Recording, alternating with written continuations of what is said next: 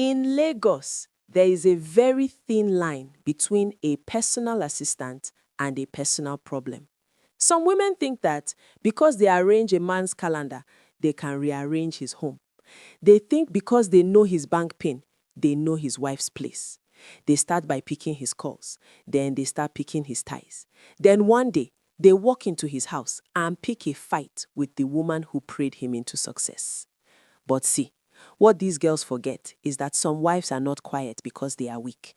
They are quiet because they are saving you from themselves.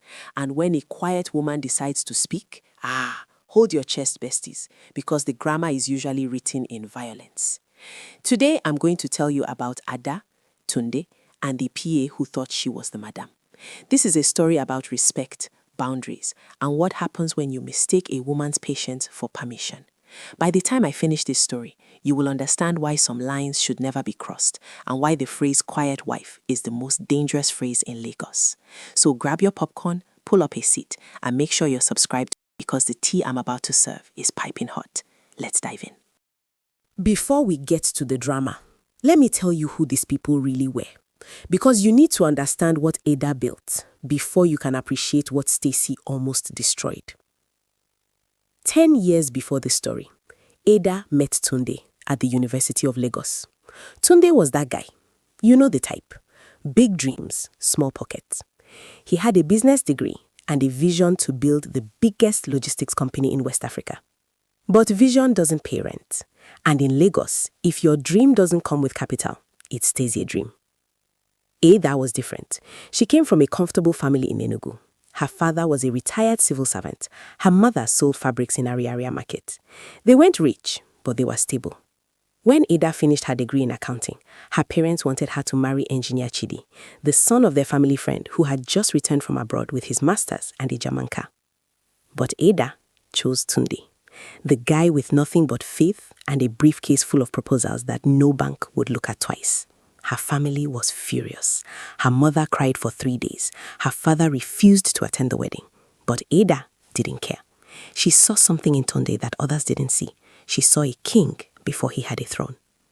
The first year of their marriage was pure suffering. They lived in a one-bedroom apartment in Ikeja where the ceiling leaked when it rained and the landlord knocked every month asking for rent they didn't have. Ada was working as a junior accountant earning 60,000 naira a month. Tunde was trying to get his logistics business off the ground, spending his days in traffic, moving from one office to another, begging for contracts. Most women would have left. Most women would have run back to their father's house, crying that they made a mistake. But not Ada. Instead, she did something that still makes me shake my head in wonder. She sold her gold jewelry. Every single piece. The earrings her grandmother gave her, the necklace her mother bought for her graduation, the bracelet Tunde had struggled to buy for their traditional marriage. She took everything to the gold market in Yaba and sold it. $22,000. That's what she got. She gave it all to Tunde. Every kobo. Start your business properly, she told him. I believe in you. Tunde cried that day. Grown man, sitting on their second-hand couch, tears running down his face because he couldn't believe a woman loved him that much. With that money, Tunde registered the company, bought 2 small trucks, hired drivers, and started moving goods. It wasn't easy. There were bad months. There were clients who didn't pay. There were accidents and repairs and moments when they thought it was all going to crash. But Ada never complained. When Tunde was discouraged, she encouraged him. When he wanted to quit, she reminded him why he started. When bills were piling up, she went to her office and worked overtime to cover them. And slowly, gradually, the business started growing. 1 truck became 5, 5 became 15, 15 became a fleet. Small clients became big clients became government contracts. In 5 years, Tunde's logistics company was one of the biggest in Lagos. The man who used to beg for contracts was now the one people begged to work with. They moved from that leaking 1-bedroom to a 4-bedroom duplex in Lekki Phase 1. Tunde bought Ada a Range Rover. He put her name on all the company accounts. He told everyone who would listen, my wife built me. If not for Ada, I would still be hustling in traffic. For the first 8 years of their marriage, Tunde treated Ada like a queen because he remembered. He remembered the sacrifices. He remembered the night she went to bed hungry so he could have transport fare for meetings. He remembered the jewelry she sold. He remembered everything. But then, as we say in Lagos, when a man starts making money, devil starts making plans. And the devil's plan had a name, Stacy. Stacy was 24 years old, fresh from the University of Port Harcourt, with a degree in business administration and an appetite for the good life. She wasn't a bad person, not really. But she was the kind of girl who believed that being pretty and smart meant she deserved shortcuts. She saw rich men as opportunities, not people. And when she walked into Tunde's office for her interview to be his personal assistant, she saw an opportunity. Tunde hired her immediately. Ada wasn't happy about it. Not because she was jealous, but because she had wisdom. She knew Lagos girls. She knew that some of them see a married man as a challenge, not a boundary. She told Tunde, "Be careful with that girl. She has hungry eyes." Tunde laughed it off. "Ada, please, I'm not that kind of man. You know me." And for the first month, everything seemed fine. Stacy did her job. She managed Tunde's calendar, answered his calls, organized his meetings, professional, respectful. Ada started to relax. Maybe I was wrong, she thought. Maybe not every young girl is a troublemaker. But oh, Ada was not wrong. She was just early. It started small. Little things that individually seemed innocent, but together painted a picture. Stacy started calling Tunde's phone in the evenings after work hours. Ada would hear the phone ring at 8 p.m., see Stacy's name on the screen. Tunde would answer, "Boss, I just wanted to confirm tomorrow's meeting time. Boss, I forgot to tell you the investor called back. Boss, I was thinking about the proposal." Ada didn't say anything at first, but she was watching. She noticed that Stacy's work calls were getting longer, that Tunde was laughing more on these calls, that sometimes he would walk away to another room to finish the conversation. Then the calls became visits. Stacy started coming to the house, on weekends, bringing files. "I just needed Sir to sign this quickly," she would say to Ada at the door. "It can't wait until Monday." Ada would let her in, fighting the urge to slam the door in her face. Because what kind of work is so urgent it can't wait until office hours? But the real disrespect started 3 months after Stacy joined the company. Ada called Tunde's phone one afternoon. She was at the market, wanted to know if he needed her to pick up anything. The phone rang, once, twice. Then someone answered, but it wasn't Tunde. "Hello, madam, he's in a meeting." The voice was crisp, dismissive, final. "Call back later." Click. Stacy had answered her husband's phone, and not only answered it, but dismissed her like she was a random caller. No good afternoon, no let me check if he can talk. Just, "Madam, call back later," and a quick hang up. Ada stood in the middle of Balogun Market, holding her phone, shaking with an anger she hadn't felt in years. She wanted to drive straight to that office and teach that girl about respect. But she didn't. She went home. She cooked Tunde's favorite meal, egusi soup, with stockfish and dried fish, prepared exactly the way he liked it. And when he came home, she asked him calmly, "Tunde, why did your PA answer your phone and dismiss me?" Tunde barely looked up from his iPad. "Ada, I was in a meeting. That's her job, to manage my calls." "Her job is to manage your business calls," Ada said quietly, "not to manage your wife." Tunde sighed the way men sigh when they think their wives are being dramatic. "Ada, please, don't start. Don't make this into something it's not." That response told Ada everything she needed to know. The disrespect wasn't just coming from Stacy. It was being allowed by Tunde, and that was a different kind of pain. Your husband defending the woman disrespecting you is worse than the disrespect itself. But Ada was strategic. She didn't fight that day. She simply filed it away. In her mind, she was building a case, and soon there would be enough evidence for judgment. After that phone incident, Stacy got bolder. She started acting like she had a right to opinions about Tunde's personal life. If Ada bought Tunde a shirt, Stacy would comment, "Sir, that color doesn't suit you. Let me help you pick better ones." If Ada suggested Tunde should rest because he looked tired, Stacy would counter, "No, sir, you need to push. That's how billionaires are made." The worst part, Tunde started listening to her. He started wearing the tie Stacy picked, eating the lunch Stacy ordered, following the schedule Stacy created, even when it meant cancelling family dinners with Ada. Ada's friends noticed. "Girl, your husband's PA is doing too much. They want her. You need to check that girl before she checks you." But Ada was still watching, still calculating. She wanted to see how far it would go before she acted. She wanted Tunde to see it for himself. But Tunde was blind, or maybe he was enjoying the attention. Either way, he didn't see what Ada saw, that Stacy wasn't just crossing professional lines anymore. She was erasing them completely. And then came the Sunday that changed everything. It was a Sunday morning, quiet and peaceful. Ada woke up early, went to the market and bought fresh vegetables, stockfish, and all the ingredients for Tunde's favorite soup. She spent 3 hours in the kitchen, grinding the egusi by hand, the way Tunde's mother taught her, cutting the vegetables precisely, adjusting the spices until the aroma filled the entire house. By noon, the soup was ready. Perfect. She set the table nicely, even though it was just the two of them. She called Tunde. "Baby, food is ready. Come and eat." Tunde was in the living room, watching football. "In a minute, babe," he said, without looking away from the TV. Then the doorbell rang. Ada wiped her hands on her apron and went to open it. Standing there, in skinny jeans and a tight top that barely covered anything, was Stacy. She was holding a file in one hand and a cooler in the other. She didn't wait for Ada to invite her in. She just walked past her into the house. "Good afternoon, Ma," Stacy said over her shoulder, not even making eye contact. "I brought some urgent files for Tunde, and I made some fried rice. I know he doesn't like heavy food on Sundays." Ada stood at the door, still holding the handle. Heavy food? She watched Stacy walk into her dining room, put down the cooler, open it, and start dishing out rice onto a plate. Not just any plate, the special plates Ada kept for important occasions.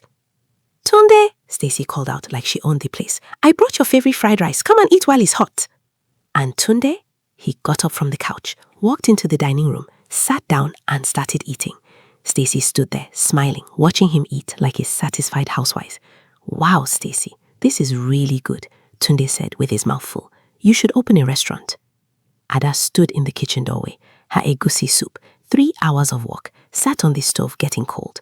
Her husband was eating another woman's food in her dining room, and that woman was standing there, glowing with victory.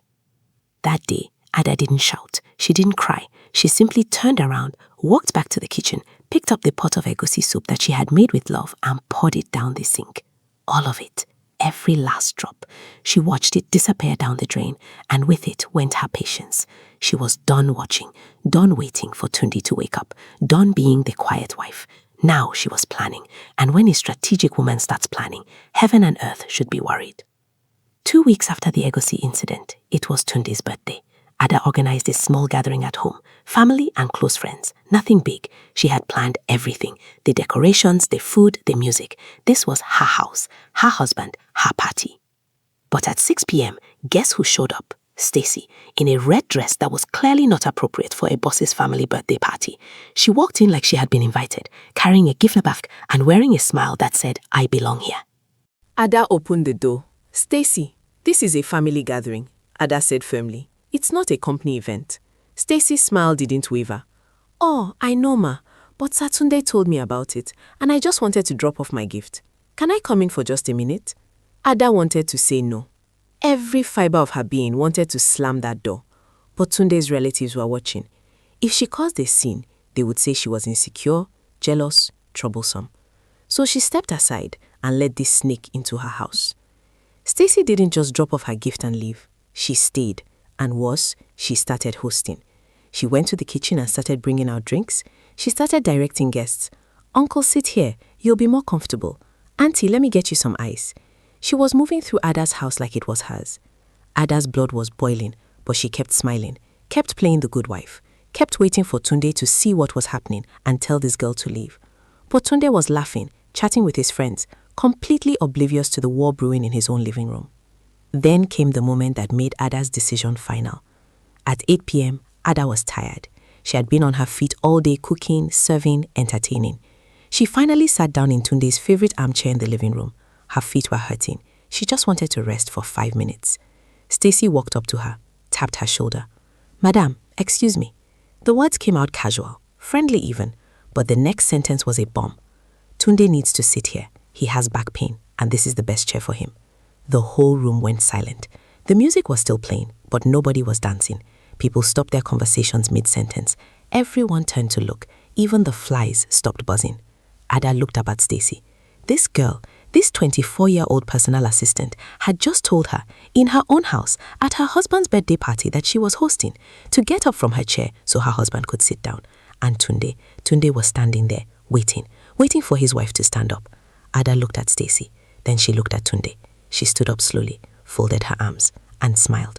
It was the kind of smile that makes your ancestors nervous, the kind of smile that says, "You have just made a mistake you will remember for the rest of your life." "You're right, Stacy," Ada said in a voice so calm it was terrifying. "He needs comfort. Let me give you both some space." She walked out of the living room, not to the kitchen, not to the bedroom. She walked straight outside to the balcony and pulled out her phone. Inside, Stacy smirked. She actually sat on the arm of the chair next to Tunde, laughing at something he said. She thought she had won. She thought she had finally put the wife in her place and claimed her position as the woman who really understood Tunde. She didn't know that outside, Ada was making a phone call to a number she hadn't used since her university days, a number that connected to a force more powerful than any office politics or home-wrecking scheme. Ada was calling the reinforcements. Brother Emeke, Ada said into the phone, her voice steady. I have a pest control problem. At my house. Can you help me? There was a pause. Then a deep laugh. Say no more, little sister. We are coming. 10 minutes later, the sound of a generator running was drowned out by something else. The rumble of a vehicle pulling up outside the gate. Not a car, a bus. A yellow Danfo bus with Ikorodu written on the side. The security guard rushed to open the gate, confused, but not stupid enough to ask questions. The doors opened and out stepped 6 women. Big women. Women with arms that looked like they needed door every day. Women with faces set like granite. They were wearing matching Ankara wrappers and head ties. And leading them was a woman who needed no introduction to anyone from the East. Auntie Nkechi, the head of the Market Women Association Disciplinary Committee. These were not thugs. These were not area boys. These were worse. These were Igbo market women who had settled disputes, disciplined wayward children, and put fear into the hearts of grown men for decades. And they were here on a mission. They didn't knock. They marched into the compound, through the front door, and into the living room. The music stopped. The laughter died. People pressed themselves against the walls. Stacy's drink slipped from her hand and shattered on the floor. Auntie Nkechi stood in the center of the room, hands on her hips, scanning faces until her eyes landed on Stacy. Is she the one? She asked Ada, who had walked in behind them. Ada nodded calmly.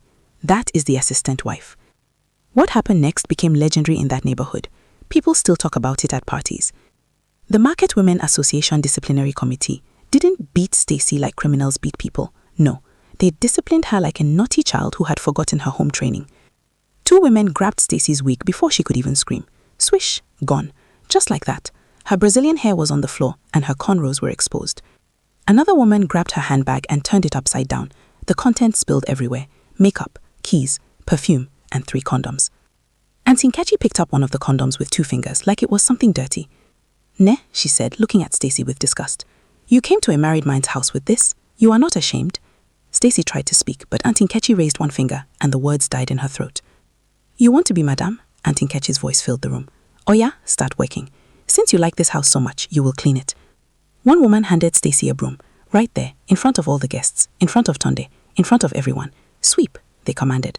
Stacy looked at Tunde, her eyes begging him to do something, to save her, to tell these women to stop. But Tunde had shrunk into the sofa. He saw Auntie Nkechi's eyes and he knew immediately that if he spoke, if he said one word in Stacy's defense, he would be next on the discipline list. And unlike Stacy, he couldn't just run away. He lived here. So Stacy swept, tears running down her face, mascara running with it. She swept the living room. She swept the dining room. She swept the kitchen. Every time she slowed down, one of the women would clap loudly. Faster, we don't have all night. When she finished, Auntie Nkechi walked out to the gate. She put her face very close to Stacy's and spoke in a whisper that was somehow louder than a shout. If I see your leg in the street again, we will not use broom next time. We will use tire. Do you understand me? Stacy nodded so hard her head might have fallen off. She didn't wait for an Uber. She didn't call a friend. She ran. In her bare feet, holding her heels in one hand and her wig in the other, she ran down the street like something was chasing her. And in a way, something was. The consequences of her own disrespect. The Danfo bus drove off. The party guests slowly started leaving, mumbling their goodbyes, nobody making eye contact with Ada. The house became quiet. And in that quiet, Tunde sat alone, looking very small for a big man CEO. Ada locked the door after the last guest left. She turned to face Tunde. She didn't scream, she didn't cry, she didn't throw things. She simply sat down on the very chair that Stacy had ordered her out of, crossed her legs and looked at her husband. Tunde, she said quietly. Ma? He answered. He actually said ma, like a schoolboy caught stealing. I am going to change the locks tomorrow. You have 2 choices. You can stay here as my husband, respecting the woman who built you, or you can go and live in the office with your assistant. Choose. Tunde fell on his knees, literally. A CEO worth millions of naira on his knees on his own living room floor. Ada, please, it was the devil. I didn't know what I was doing. I was confused. You knew. She cut him off. Her voice was still quiet, but it had an edge that could cut glass. You knew.